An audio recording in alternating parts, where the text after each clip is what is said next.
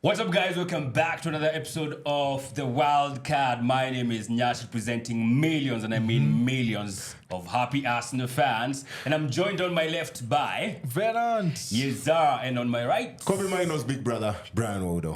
Kobe Mino mulitoa naye wapi? The future. Oh, The league. The face of the league. You know, most of his favorite players wanted to be the future of France, the future. We are talking about right now. Did they say the same about Greenwood? Pogba was my favorite player. He wasn't the future. He won the World Cup.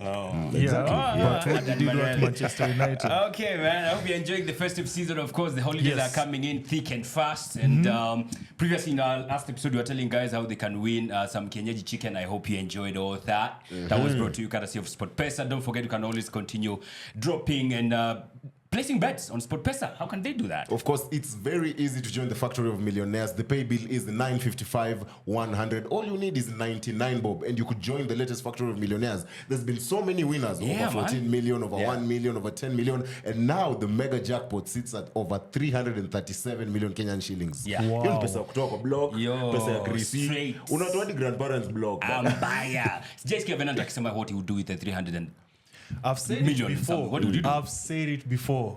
I get that money, I invest in a local team. Oh, yeah? Yeah, I said it. I invest in a local team. Which one? Gor Mahia mko tu sawa. Wachana na Gor. I pick another team. Let's say like Police Saint-Germain. Yes, come on, Police now. Come on, Police now. Yeah. Like I invest in them, their training ground, their kits. Bus mpya poa tu, and you just build it into a premium team. Ile design when kina Evertons and wakikuja kucheza huku their friendlies, they can also feature in that pre-season. Good stuff, man. And don't forget, Gor Mahia are still the table-topping team. Yes. In the Kenya Premier League, they're still top above Posta Rangers. The other team which you feature oftenly here is Murang'a Seal. Yes. Buddha, what's not happening? The last time they played, the last time they played, they walienda draw. Walienda draw 1-1. No, same walifunga free kick ingine hatari sana hapo na hiyo ndio iliwaokolea. Otherwise hiyo game walikuwa wamepeana.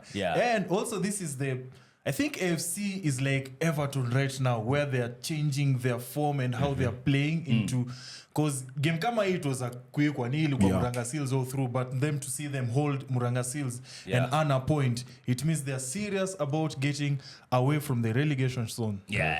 All right, so that's coming along well for them. Of course, sisi kama Tusker ndovu ni kuu, tunaendelea tu kukoea hiyo mlima. Kupewa tu pombe. Kwanza hii Christmas season ni pombe to everybody. All right, now the gist of this episode is something that you insinuated some weeks back. We do an underrated 11 of the Premier League. Yes. Guys who we feel kidogo, no one talks about them as much as we should be talking about them. Yes. So each and every one of us has his 11, right? Yes. All right, and of course the most basic place to start is the goalkeeper. Let me start from my left. Who do you have this goalkeeper and why? I have Leno on my team. Leno. Yes, the former Ghana, former Arsenal player. Hakuna any bias because of Arsenal? No. Okay. Hapana, ingekuwa bias ningekuwa nimechukua Raya. Is he underrated though? Yeah, to some point he's underrated. Ni vile alikuwa Arsenal, but when I was talking about Raya in FPL last season, I remember saying Raya is the player who has the most saves. Yes. Yeah. We remember. Yeah. So now Leno kwa hii list yetu, the reason why I select Leno is because of his underrated stats. He's second in the saves this season. As you've seen in the previous trivia, Foderingham is the one who has the most saves at 81. Is it him or the other guy from Manchester? No, it's Foderingham. Come on, nimeulizia kitu kwa trivia several times. Oh, you just ask his name, not the number. Statistically, to be exact, I think those are 31 saves. I'm supporting Venant because I also chose Leno, but anyway, So he has 73. Na leader ni Foderingham with 81. Yeah. Also in terms of clean sheets, as of course, Manchester United share with a couple of teams have the most, which is 6. When it comes to goalkeepers, Leno has 5. So it's 5. Watu wengi waioni. He doesn't have any yellow cards. Oh, really? Yes, he does not have any yellow cards. And when you look at goalkeepers who are influential, who are creative, and who pose a threat to just games ikicheza na nini. To me, he's the best. That's one goalkeeper who can give you an assist ile design ya Alisson. All right. For me, I was torn between three guys. I was torn between Sam Johnston. For Crystal Palace. Yes. I was also torn between the other guy is Pickford at Everton. Is Pickford underrated though? That's the question I had. Okay. Is he underrated? With the recent fixture results, he's been stepping up. You know, those are in terms of FPL. There's a game week where he got 10 points. Imagine because of the clean sheets, because of the clean sheet and saves and all that. He's good. Where kidogo I give him a side eye is when it comes to England, because I supported England in the World Cup and stuff, and there was some goals where I was like not so much. So, but I can't call him underrated. If you're England number one, you're not underrated. You're not underrated. So I thought. But I saw he has some crazy statistics when it comes to the accurate long balls. His numbers are insane. He has the most. I think also recoveries. He has the most. But I wanted to choose Onana as my goalkeeper. Onana is. I feel like he's underrated. I want to see the reasoning behind this. I really want to. We always talk smack about Onana. Yes. Everybody's always trashing him with the calma. Choir master. It's like he didn't do work. But I think he's second in most saves made. Like after Fotheringham, he has 65 or something. He has the most clean sheets in the Premier League. 6. Six as a goalkeeper. Yeah. So I'm looking at that, I'm like, well, we talk smack about this guy, but he does the job, And I know he has howlers of his own, but when I look at those statistics, I feel like for me, we don't rate him as much as we should. Okay, I'm surprised. What is the definition of the term underrated? Because this is a guy who months ago was in a Champions League final. Is he really underrated? But in the Premier League, he'll come good. No, eventually he'll come good. In the Premier League, do you think people think Onana is a dope goalkeeper? People think he's a comic. But they start to confirm that statement. Errors leading to a goal. He's up there. I think when it comes to keepers and conceding goals, napeleka keeper Sheffield compare. You get. But when you consider the amount of saves that he has and also keeping clean sheets, because your defense is very porous, so he does quite a lot of work. So for me, for that reason, because for me, I'm always number one in championing of comicking and bantering Onana. I chose for this one. I want to have him as my goalkeeper. Yes, I want to have him as a goalkeeper. Because the other keeper I was going to choose was Pickford. Now Pickford, I agree, is not underrated. Okay, so you said you had 3. I had Johnston, Pickford, and Onana. Okay. So I'm picking Onana for this one. Brayo? You? Leno. I agreed with it. I had already chosen Leno. All right. Then it copied me. Cool stuff. So Leno, Onana. Right back. So I went with the 3 at the back. Oh. Yes, 3 at the back. Instructions, Jamel. 4-3-3. 4-3-3. Okay, so no worries. Bring it back. I have Pedro Porro on my right side. And I don't want to agree with this, but I agree. That's because, once again, you look at even how he plays, anakuanga uko mbele when it comes to attacking, and also the defending, he's improved compared to like last season Malalikua, and he has numbers to back him up. 6 assists, and he started 16 out of the 18 games that he's played. So this is somebody who's consistent and somebody who I'm sure hata kukiona these December fixtures where games are after 3 days, I can bet on him playing all of those games. When you look at defenders and clean sheets, he has 5 clean sheets. 5 clean sheets. And as I said in the trivia, the defender with the most clean sheets ni Kina Saliba. Saliba with 7. So it's pretty much good when you compare him to the best, Oh for sure. And when you look at defenders who are in form in terms of Premier League, ako kwa your top 10 conversations. And because nobody talks about him, I have him in the underrated right back position. I could not agree more with him, man. You've gone Porro as well? I had Pedro Porro. Man, I guess I'm all about Unai Emery ball. I went Matty Cash. Matty Cash. I went Matty Cash. True. Why? I think just because, Porro plays for Spurs and Matty Cash is at Villa. I think when Porro floods forward, there's more quality there. There's the likes of Maddison when he's not injured, Son and Brennan Johnson. Villa has quality too. Whereas Villa, they only have like Ole Watkins. Only Watkins as the marksman. Bailey? Diaby poaches in. Bailey also poaches in. McGinn. So Matikash really doesn't have that much. But I think if Matikash was in the Spurs side, he'd be as good as Porro. That's why I went with Matikash. Does he have any stats to back that up? Yes, there's a game where he scored Porro. 2 goals. But in kwa first half flani. Yeah. Also, whenever Diaby is unable to cross the ball to Watkins, is usually Matikash overlapping. Yeah. Matikash is a solid shout. Yeah. No lie. All right, left back. Let's start here. Left back or centre back. I don't think you guys will agree with me so much because I personally believe this is Wan-Bissaka's younger brother. I went to Palace. Tyreek Mitchell for left back. Yeah. Okay. I think his defensive qualities are something that probably the Glazers are looking at and it turns them on. You know, Glazers. They'd probably sign him next season if Shaw gets injured. Yeah. But anyway, I think Tyreek Mitchell really does a good job. Whether he's marking Doak, whether he's marking Foden, whether he's marking Salah, he always puts in like a 7 out of 10 whenever he's going against the Premier League's best out of best wingers. Yeah, but guess who makes him drop? Guess who makes him drop to a 4 out of 10? Saka. Bukayo Saka, baby. Who asked you? All right, that's a solid shout. No Yeah, lie. Tyreek Mitchell. Also, Crystal Palace have a thing for wing backs. Yeah. Juu nani alitoka, Bizaka alitoka, Mitchell aliingia hapo. It's as if nothing happened. Like he fit in vizuri. So But Saka is a right back. Mitchell is a left back. Yes, he can play both wings. Or he can do both. Yeah, Mitchell can substitute both wings. All right. For me, I had this guy. I just like him. I don't think he has the stats to really back it up. Zinchenko. No.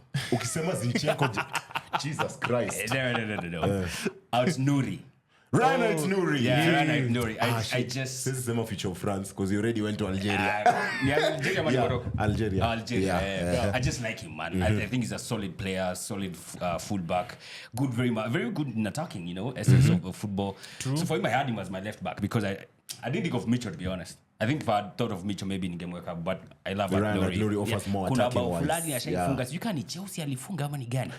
Golazo, fantastic goal. So that's my left back. I have Fabian Schär from Newcastle. That's not a left back. I'd play him in that position. Yeah, left back. Okay. Because upper centre backs wangu. Wait, Fabian Schär is not underrated. He is. No, he's Nobody not. talks about him. No, Schär is a dope centre back. Nobody talks about him. Fabian. If I give you a canvas here to write your ultimate 11, like Fabian Schär is not there. Give me a canvas, right? Like top 5 centre backs in the Premier League. I think I'll have him there. No, you won't. No, you won't. Come right on. Now, Saliba. Aeka Saliba Magalhaes. Weka Diaz. Weka Van Dijk. Louis. Auli wangapi? I know one already.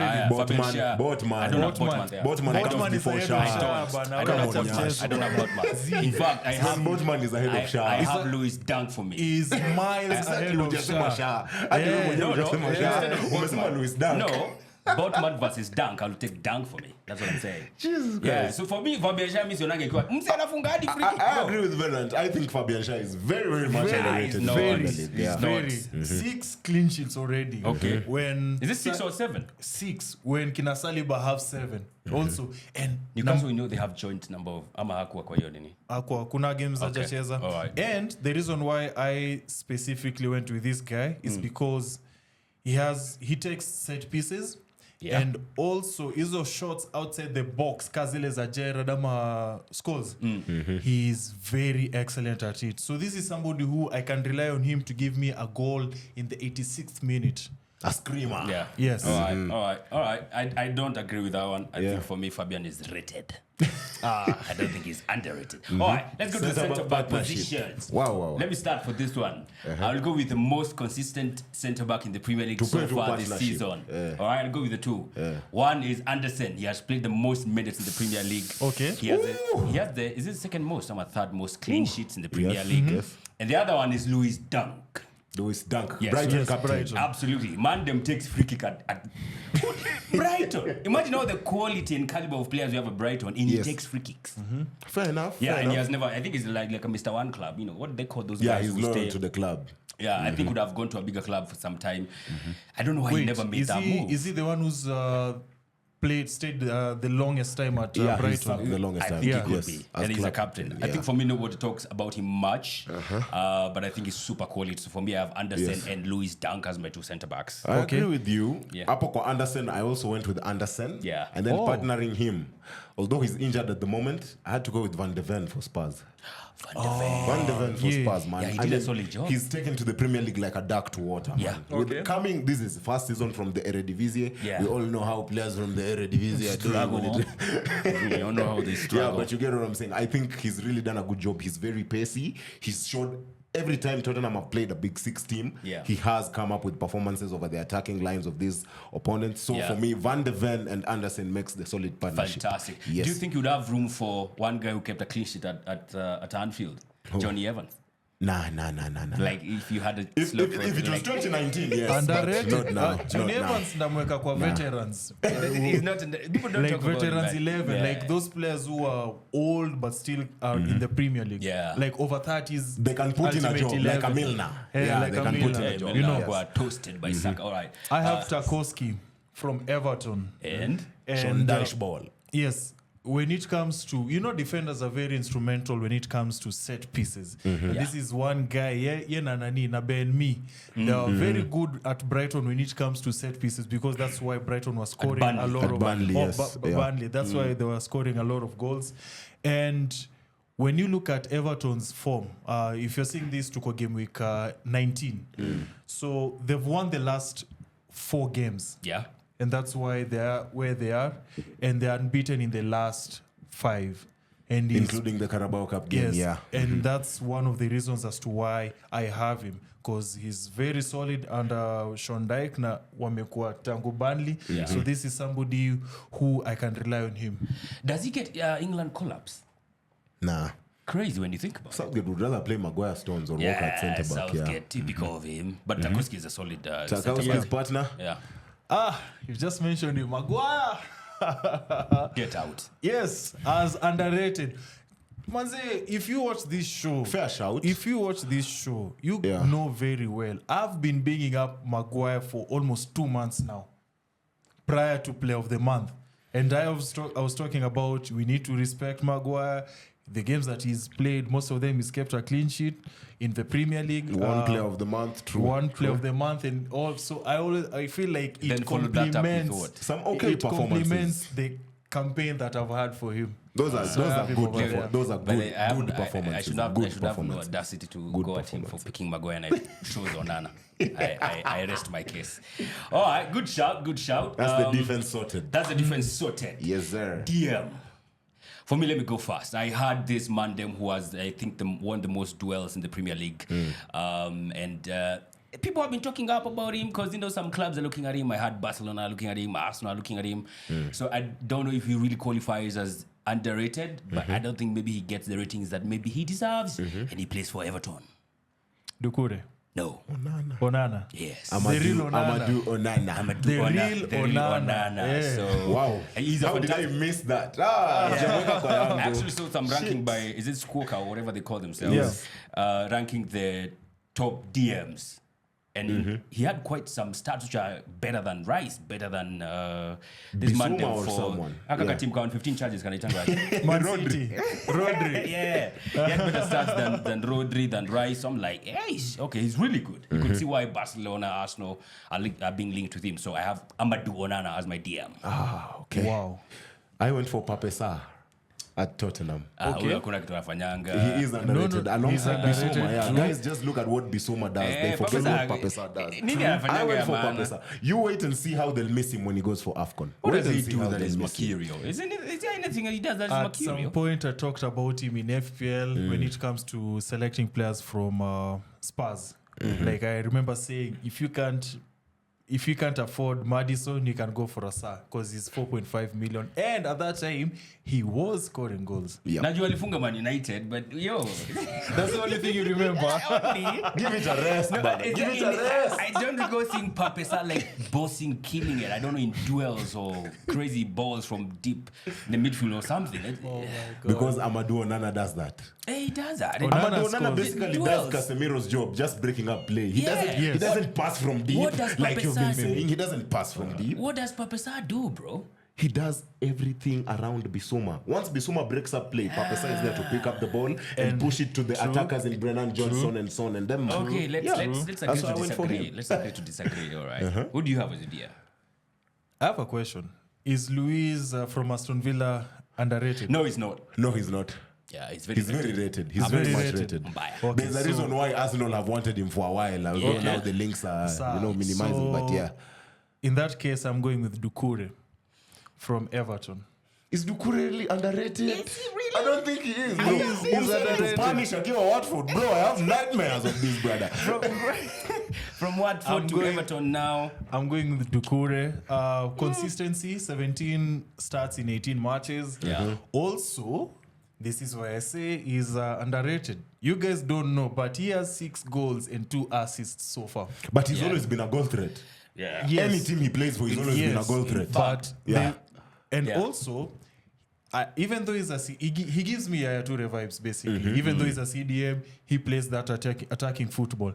And I was torn between Onana and Doucouré for me. Yeah. And with my team, I go with Doucouré. Oh, and he's also strong. No, so yes, Jim Pale. yes. Yeah, so he's I also in my saw a team. start saying, I think since Sean Dyche came in, no midfielder has scored more goals than Doucouré. Doucouré, Abdoulaye Doucouré. It's crazy. Did you learn how to spell his name? No. After that trivia? Nigga, shut up.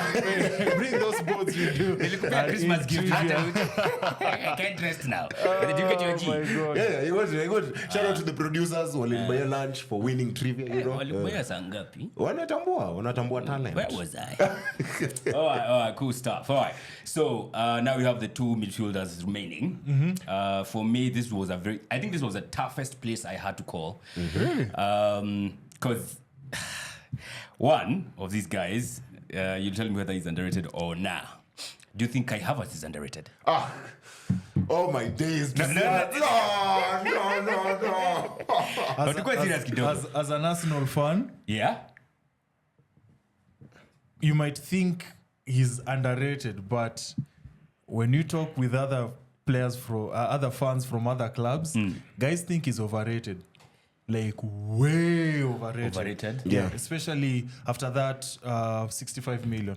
Guys were like, why are you paying 65 million for such a guy? And then that start of the season, and guys were like, this guy's overrated. And then that 65 million down the drain. So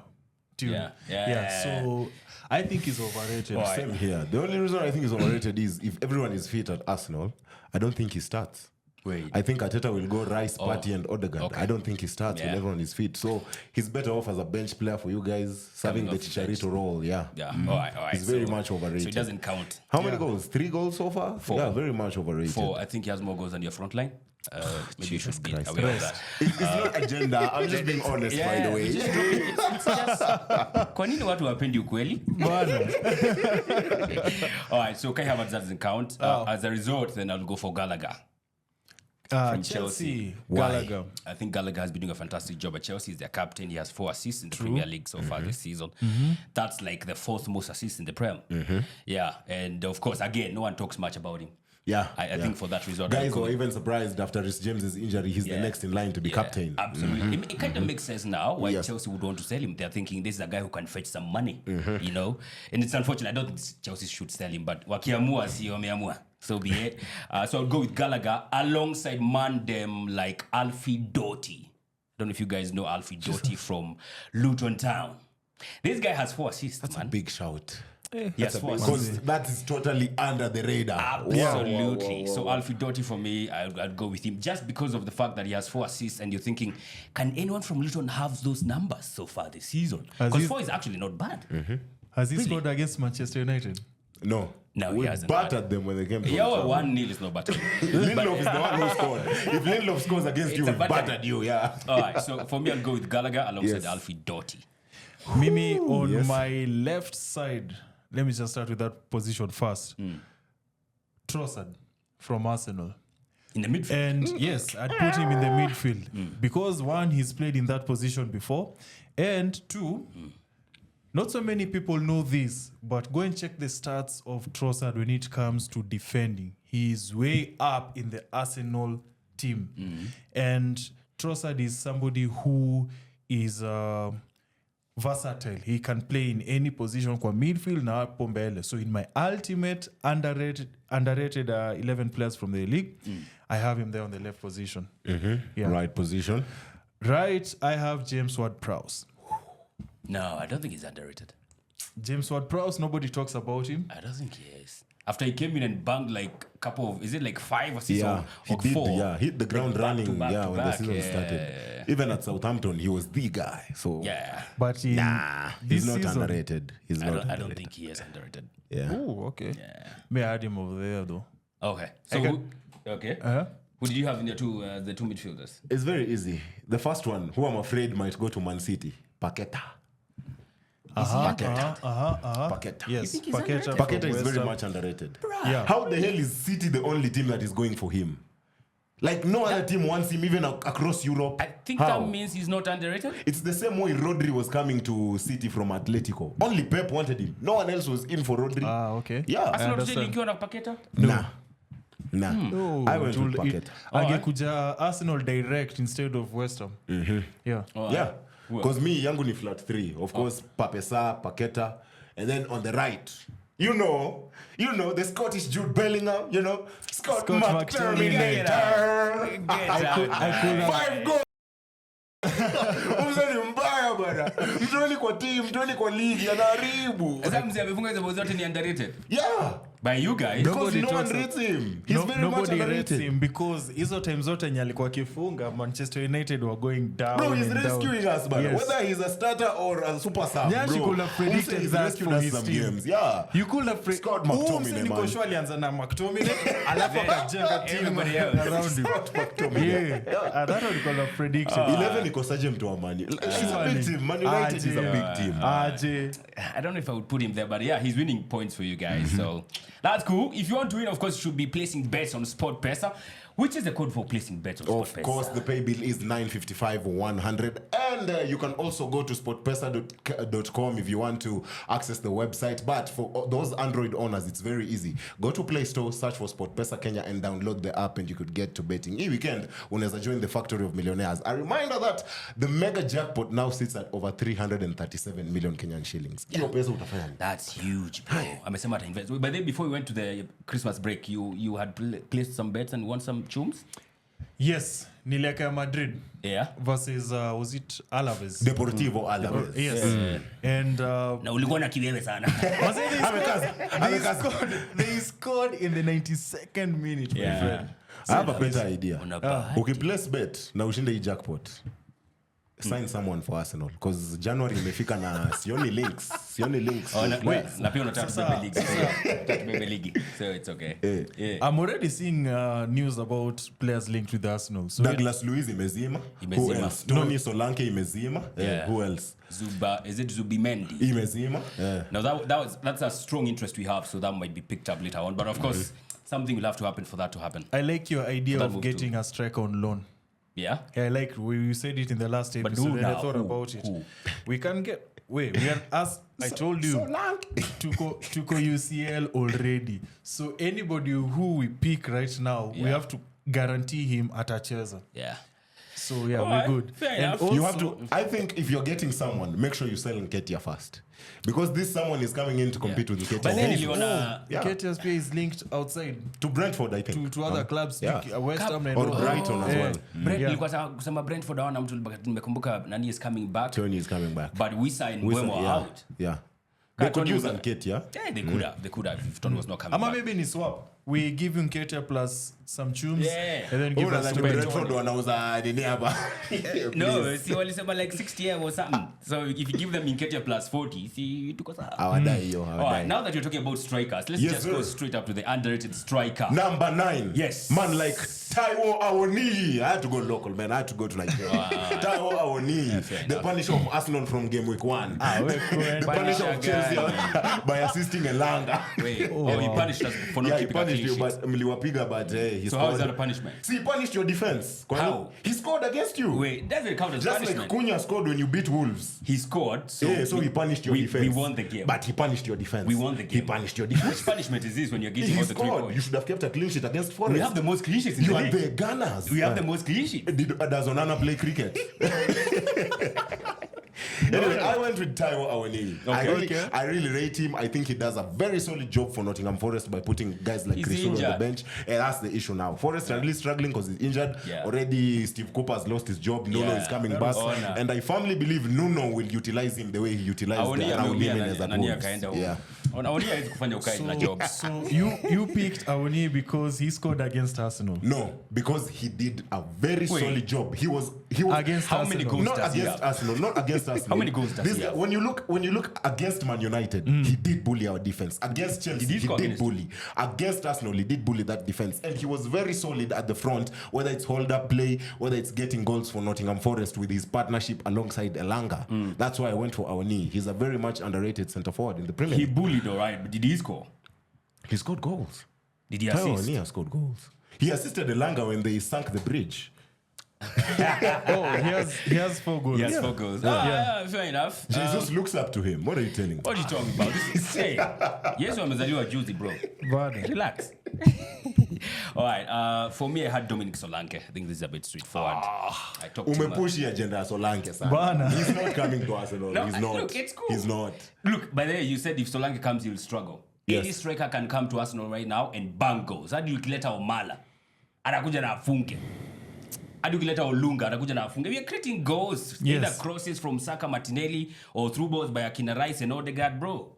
It's a striker's dream to go to a team like Arsenal right now. But that's not why I chose Solanke. But still. The job he does for Bournemouth. The job he does. He has 9 goals. I think he's like is it that top scorer in the Premier League right now? Yes. So, yeah, I think he's coming of age, to be honest. So Solanke is number 7 with 8 goals. He has 8 or 9 goals. 8 goals. He has 8 goals. Yeah, he has 8 goals. Yeah. Yeah, he has 8 goals. Yeah, he has 8 goals. Yeah, so he's like 4th in the top scorers in the Prem. So, yeah, for me, I think it's Solanke. I'm going with Wilson from Newcastle. That's because Wilson has been overshadowed by the presence of Isak. And, Isak is consistent with goals. But Wilson, on the other hand, whether he comes in as a substitute, he usually scores. And right now, that is the main guy pal in Newcastle. And also, when you look at his Champions League performance, let's say like versus PSG, he's been performing very well. Unajua. Game of the season, last season versus Spurs, where they scored 5 goals first half. He was very instrumental, provided bongela assist hapo, and I'm genuinely comfortable with him. You just said, if we look at the Champions League and they've been eliminated versus PSG. If that's the case, then we look at Højlund. If you're mentioning Champions League. Højlund scored. I mean, that's just... He has 5 goals. Fair. Top scorer in the Champions League. Why don't you have him in your team? He can't be. Hey, but I'm because you 0015. But because have you seen this TikTok me whom say, oh my days, you just wait until this weekend. Oh my days. Once Højlund continues this goal, not ready. Wilson, but Wilson gets called up in the national team, bro. Yeah. Get called up to the English national team. Yeah, but when it comes to the Premier League this season, you think he's underrated? For me, he's underrated. I said he's overshadowed with the presence of Isak. Because Isak has started more games than him this season. Yeah, whenever Isak is fit, he starts. Yeah, he starts. Yeah, all right, fair enough. All right, so who do we have as the right winger? Right winger. Can I start? Yeah. All right. Mbeumo. Eric Giroud's brother. He's not underrated, that one. He is. I don't think he is underrated. I don't think so. Oh. Yeah. I think if you compare him to mine, then I can add Nani hapo. Neto. Pedro that's Neto. what I went with. Pedro Neto is my right winger. He's the top assister. Is anything like that? Does Wolves look like they have goals in them? He's the one performing for them. He has the most assists with 7, shared with Salah. Yeah. So it means this is somebody who's very instrumental in the attacking system. I think he takes set pieces. Yes, he does as well. Yeah. He's really good, and man. He also scores. He has his share of goals. If Podence was fit, I would have gone with Podence. Daniel Podence. For me, you tell me if this is underrated. I feel like, he scores every now and then for the team. A couple of goals. He has a lot of assists. I think he has 6 and 4 goals. And he plays in this club that has splashed £1 billion. And he's English. Oh. And he's a lefty. Cole Palmer. Wow. I don't think he gets enough Wow, praise. wow, Because he's clouded by just how agree. shitty Chelsea I are. agree. I actually agree with you. Yeah. I think he's the very guy much has underrated. I think he has 6 goals and 4 assists. It's like 10 GNA. So I don't think he gets enough praise because we always look at how bad Chelsea are. Yeah, but that's a big shout. Yeah. Yes. So I'll go with Cole Palmer as my right winger. You had Pedro Neto. Yes. Left winger. Who did Mims in the judge, Anthony Gordon. Bro, In the judge, Bro. It's Anthony Gordon. It's unanimous. 6 goals, 4 assists. It has to be him. I don't think he's underrated. He is underrated. I don't think He is underrated. I talk about FPL, and I usually mention this guy's name, and guys are like, These English guys are underrated. but he's English guys consistent. wanatujengwa na kila mzee. He's consistent. You see, that's the thing. That's the thing when it comes to easy team zetu. Yeah, not so The many point- people yeah. talk about, because ikifika upande wa left, people talk about Mitoma instead. True. You get? Okay. And to support Venan's point, I'm not saying this is what is going to happen when the Euros come, but if he is consistent this season, that front three of England, there's Kane and there's Saka as sure starters. Yeah. When you look at that left wing, it's Rashford or Grealish or Sterling who have not been consistent this season. Yeah. If Anthony Gordon continue, that's a spot to fight Yeah. for. I Yes. think he's very much underrated. Yes. I totally disagree with you guys. I don't think he's underrated. Why? I think he is rated. First of all, the fact that he's English. You need enough rating. He gets all the news and hype and everything else. English guys are never underrated. Wanaongeangwa kila wakati kila. It's like Pickford. Media hype. It's like Pickford. You said he's not underrated, right? Yeah, yeah. So I feel Because like he's England number one. Oh, Then yeah. we can say the same for Gallagher in your team. Who talks about Gallagher? No, Chelsea see, people fans. used to talk about him. But yeah, for me, I had this Mandem from Burnley. Who?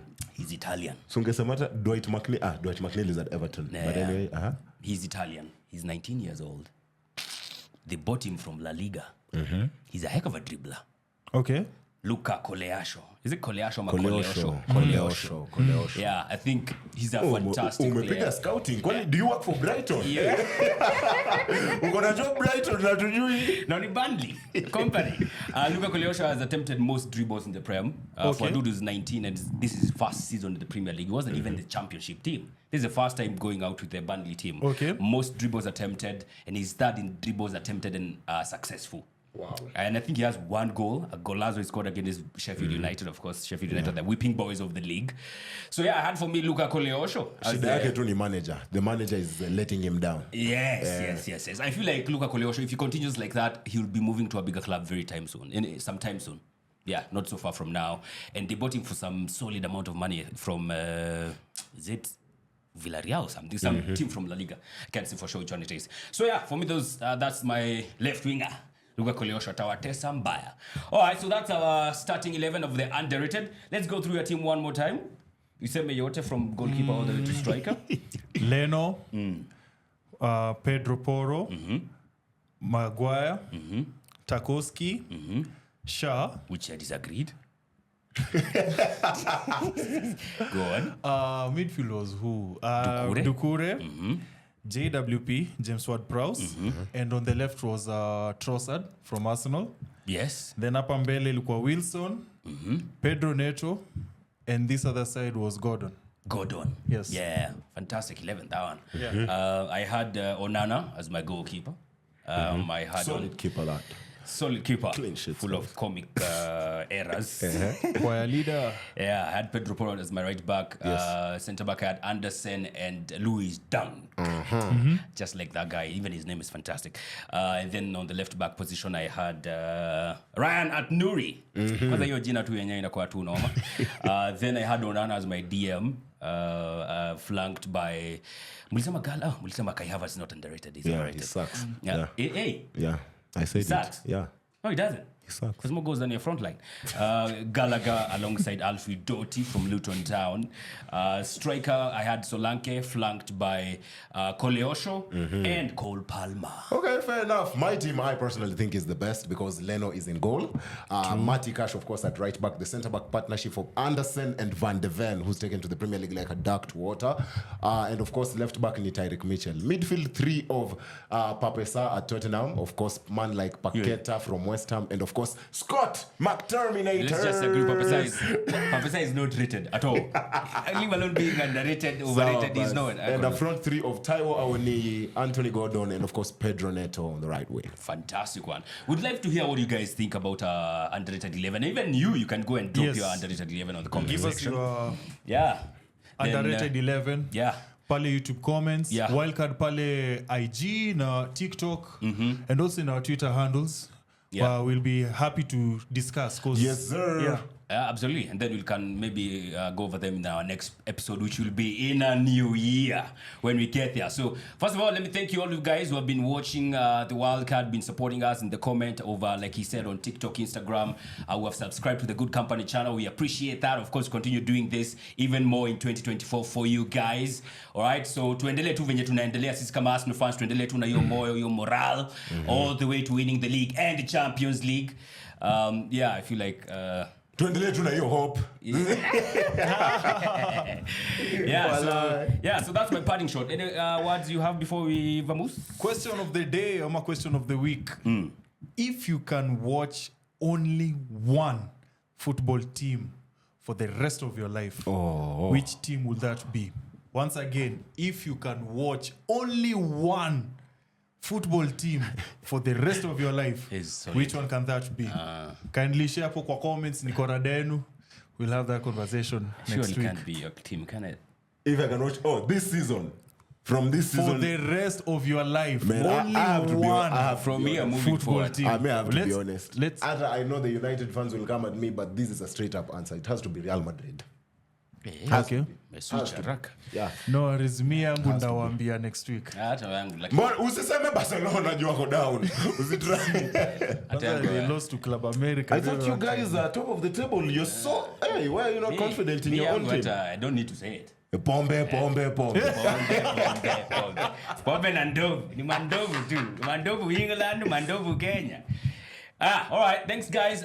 We appreciate you. Have a fantastic one and a happy new year. We'll be seeing you on the next episode. Woo!